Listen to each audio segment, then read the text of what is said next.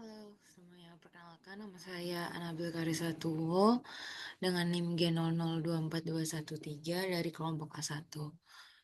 Pada kali ini saya akan menjelaskan beberapa hal mengenai mekanisme ejakulasi dan ereksi, terus kemudian ada organa genitalia feminina eksterna, terus ada REM juga.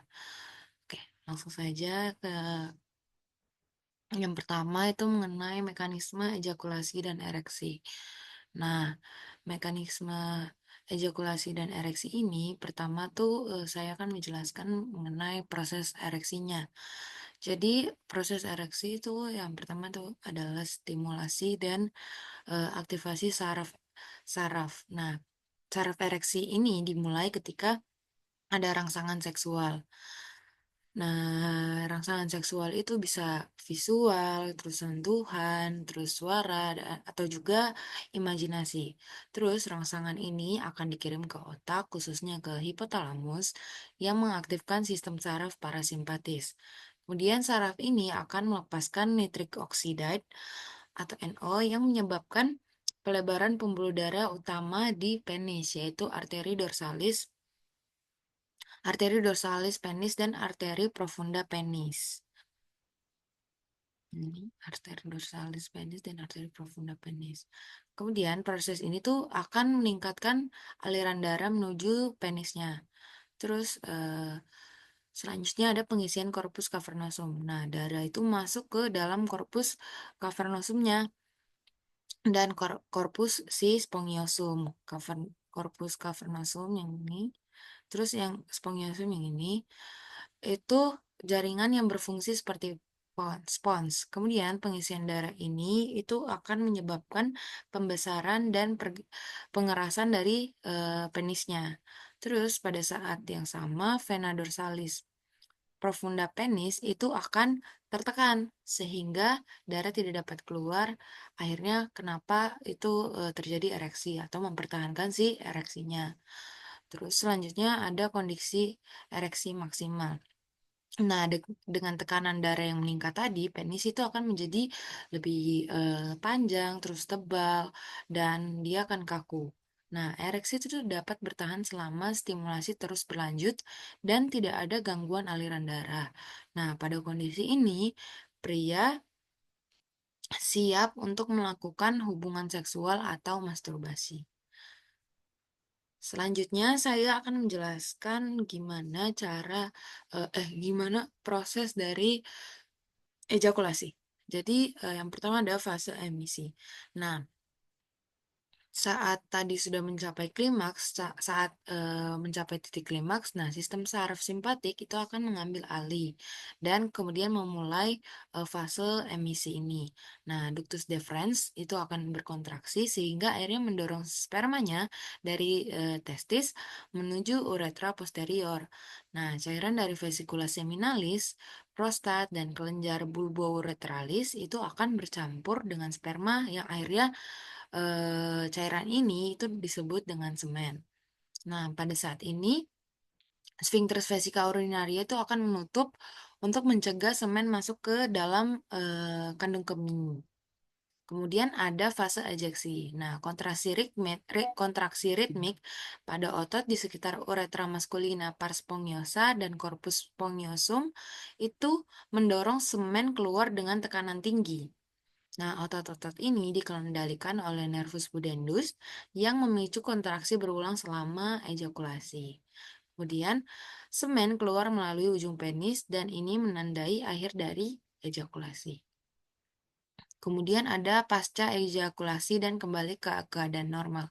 Nah, setelah ejakulasi tadi, sistem saraf simpatik kembali mengontrol tubuh untuk menghentikan ereksi. Nah, pembuluh darah arteri itu akan menyempit, kemudian mengurangi aliran darah ke penisnya. Kemudian vena dorsalis profunda penis akan terbuka kembali yang memungkinkan si darah ini keluar sehingga penis kembali ke kondisi flasid atau lemas. Lalu tubuh masuk ke fase refraktori di mana pria sementara waktu tidak dapat mengalami ereksi kembali. Selanjutnya tentang OGF eksterna atau organa genitalia feminina eksterna. Nah, yang pertama, ah, ya, jadi organ genitalia feminina eksterna ini atau dikenal sebagai vulva itu bagian luar dari sistem reproduksi si wanitanya yang berperan dalam perlindungan organ bagian dalam. Terus dia juga untuk hubungan seksual dan juga untuk ekskresi dari urin. Nah, struktur utama yang menyusun vulva itu ada mons pubis, labia majora, terus labia minora, klitoris, vestibula vaginae, kelenjar vestibularis mayor, sama ada ostium urethrae externum. Nah, pertama kita akan membahas tentang mons pubis. Nah, mons pubis ini itu adalah jaringan lemak yang terletak di atas dari sifisis pubis dan dia itu ditutupi oleh rambut-rambut kemaluan setelah pubertas. Kemudian ini tuh fungsinya untuk melindungi tulang kemaluan dari gesekan ataupun dari tekanan. Selanjutnya itu ada labia majora. Nah, labia majora ini tuh adalah lipatan kulit tebal yang membentang dari mons pubis ke bagian perineum. Nah, bagian ini tuh memiliki kelenjar keringat dan minyak, serta berfungsi untuk melindungi struktur genital internal. Nah, pada bagian dari labia majora ini, itu terdapat jaringan lemak dan otot polos. Selanjutnya ada labia minora. Nah, labia minora itu adalah lipatan kulit yang lebih kecil dan tidak berambut. Dia tuh terletak di antara labia majora. Nah, labia ini tuh mengandung banyak pembuluh darah dan ujung saraf sehingga dia tuh sangat sensitif. Nah, dia tuh fungsinya untuk apa? Fungsinya untuk melindungi klitoris, uretra, dan vagina. Juga dia tuh membantu kelembapan dari bagian daerah genital. Selanjutnya ada klitoris. Nah, klitoris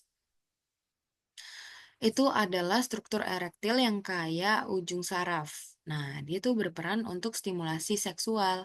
Nah, klitoris memiliki beberapa bagian utama. Yang pertama ada glans klitoris. Nah, glans klitoris itu bagian luar yang terlihat. Terus ada crus klitoris. Iya, yang ini. Nah, dia tuh bagian yang memanjang ke dalam. Nah, dia tuh kayak menyerupai struktur erektil dari penis. Terus ada corpus cavernosum clitoris. Nah, dia tuh jaringan erektil yang dapat terisi darah saat terangsang. Nah, terus klitoris itu memainkan peran penting dalam respon seksual dari wanita. Dia tuh homolog juga dengan glans penis pada pria. Terus selanjutnya ada vestibulum vaginae. Nah, vestibulum vaginae,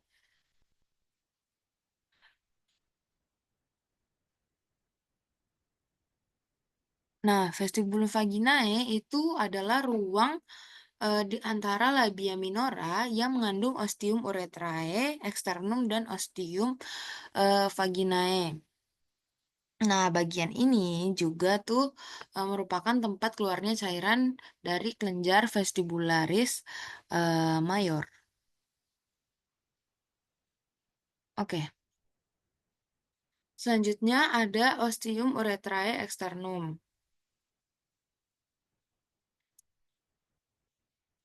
Nah, ostium urethrae externum itu adalah lubang keluarnya dari uretra, lubang keluar uretra. Nah, dia tuh terletak di atas ostium vaginae. Oh, ini ostium vaginae. Terus dia tuh untuk berfungsi untuk mengeluarkan urin dari kandung kemih. Terus ada ostium vaginae. Nah, ostium vaginae itu dia adalah pembukaan dari vagina yang dapat ditutupi sebagian oleh himen. Nah, itu adalah lapisan tipis jaringan yang umumnya pecah akibat aktivitas fisik, terus hubungan seksual ataupun persalinan. Nah, selanjutnya ada kelenjar vestibularis mayor atau glandula vestibularis mayor. Nah, kelenjar ini juga dikenal sebagai kelenjar Bartholin. Nah, dia itu berfungsi untuk apa? Berfungsi untuk eh, menghasilkan cairan pelumas. Nah, cairan pelumas ini itu membantu dalam hubungan seksual. Nah, kelenjar ini terletak di kedua sisi vestibulum vaginae. Aduh. Oke, selanjutnya ada perineum. Nah, perineum adalah daerah antara vagina dan anus, yang dimana di perineum ini banyak sekali otot-otot penting untuk fungsi seksual, reproduksi, dan dukungan organ panggul. Nah, perineum juga sering mengalami robekan atau episiotomi selama persalinan.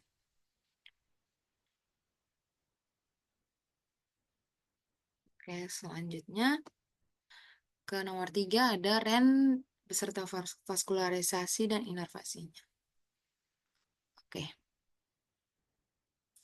Jadi, REN itu adalah organ yang bentuknya kayak kacang yang berperan penting dalam menyaring darah, terus mengatur keseimbangan cairan cairan dan elektrolit, serta mengeluarkan limbah melalui urin kita. Nah, manusia itu memiliki sepasang ginjal atau ada dua ginjal yang terletak di ruang retroperitoneal pada kedua sisi tulang belakang. REN ini dia terletak setinggi T12 sampai L3. Nah, yang pertama itu struktur makroskopik dari ginjal. Nah, pada gambar ini itu ada ginjal yang terdiri dari beberapa bagian utama. Yang pertama itu adalah kapsula fibrosa renis. Itu yang nomor 15. Ini kapsul dari rennya itu adalah lapisan luar dari ginjal yang dia tuh tipis, tetapi dia sangat kuat untuk melindungi ginjal dari trauma dan infeksi. Terus ada korteks renalis, itu nomor 9. Korteks renalis. Nah, korteks renalis ini adalah lapisan dari luar ginjal yang mengandung glomerulus, terus tumulus ginjal, dan pembuluh darah yang kecil. Nah, korteks ini berfungsi untuk apa? Itu berfungsi untuk filtrasi darah dan reabsorsi zat yang masih diperlukan dari tubuh kita. Terus selanjutnya ada medula renalis, itu nomor 10 yang ini. Nah, medula renalis itu adalah bagian dalam dari ginjal yang mengandung piramida renalis, tempat berlangsungnya konsentrasi urin. Terus setiap piramida itu memiliki papila renalis yang ini. Nah, papila renalis yang nomor 11 itu di mana tempat urin pertama kali keluar sebelum masuk ke sistem dari drainase si rennya. Terus ada sinus renalis. Itu nomor 13 sinus renalis. Nah, ini itu adalah ruang di dalam ginjal yang berisi pembuluh darah, terus saraf, dan sistem pengumpul dari urin. Terus ada kalix renalis minor dan mayor. Itu nomor 12 dan nomor 5. Nah, ini. Nomor 5 itu kalix mayornya yang besar dan 12 itu yang minornya.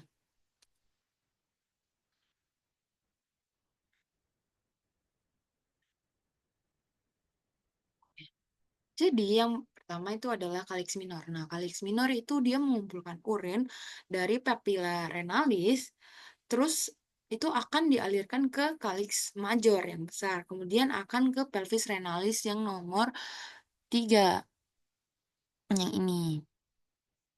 Terus ada pelvis renalis dan ureter, itu nomor Iya, pelvis renalis yang ini, terus yang ini nomor 4, ureter.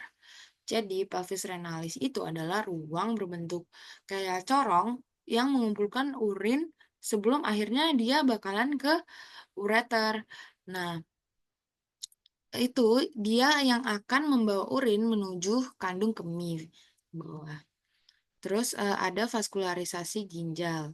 Nah, ginjal itu memiliki sistem vaskularisasi yang kompleks untuk mendukung fungsi penyaringan darah. Yang pertama ada arteri renalis. Nomor hmm, nih. Nah, nomor dua. Jadi, itu dia tuh berasal dari aorta abdominalis. Terus akhirnya memasuki ginjal melalui hilum renalis.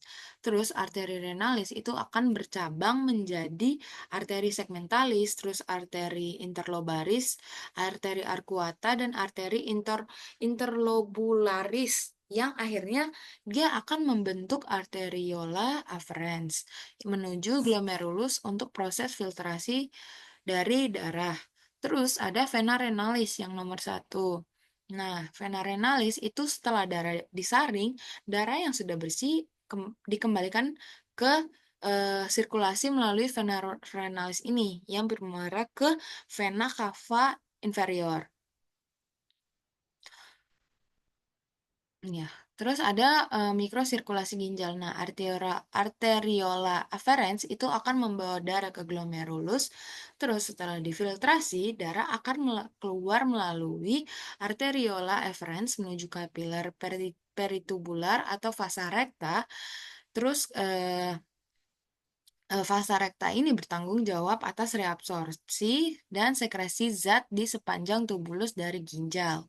Terus ada inervasi ginjal. Nah, inervasi ginjal itu berasal dari plexus renalis yang mengandung serabut simpatis dan parasimpatis. Nah, saraf simpatis itu berasal dari T10 sampai L2 yang berfungsi untuk mengatur aliran darah ginjal dan tekanan filtrasinya. Terus stimulasi simpatis itu menyebabkan vasokonstriksi yang akhirnya dapat mengurangi aliran darah ke ginjal saat tubuh mengalami stres atau kehilangan darah. Terus yang kedua ada saraf simpatis. Nah, saraf simpatis itu berasal dari saraf nervus vagus, ya. Terus dia tuh memiliki peran dalam pengaturan tonus otot ureter dan pelvis renalis. Meskipun efeknya lebih kecil dibandingkan dari sistem simpatis.